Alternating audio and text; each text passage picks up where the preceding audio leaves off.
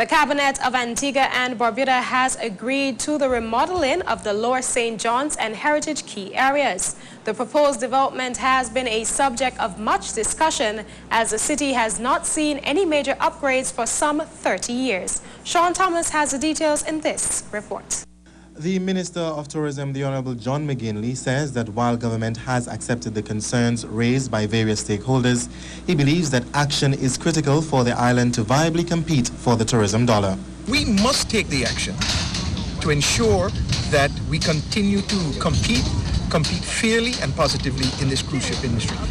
On Thursday, the local newspaper presented a grim image of tourists being bombarded by taxi drivers in Heritage Quay.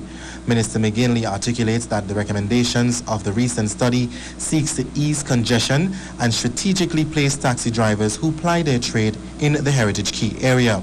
He appeals to all stakeholders to get involved and gives the assurance that all critical areas will be assessed. If we can move the congestion of the taxis and tours out of St. John's during the day, it then allows other people to come into St. John's. Our stayover tourists. We have 250,000 people who come to Antigua as stayover passengers. How many of them are actually going to St. John's? It's such a hassle that they don't. So it will provide opportunities for hotel taxis and to bring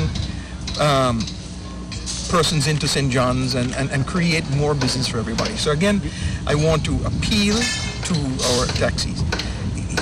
Please come on board. We've spoken about this.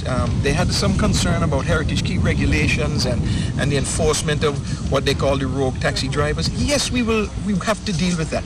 With immediate effect, the St. John's Development Corporation, with assistance from the police, will seek to enforce the Heritage Quay regulations in an effort to address some of the challenges that negatively affect the cruise tourism sector.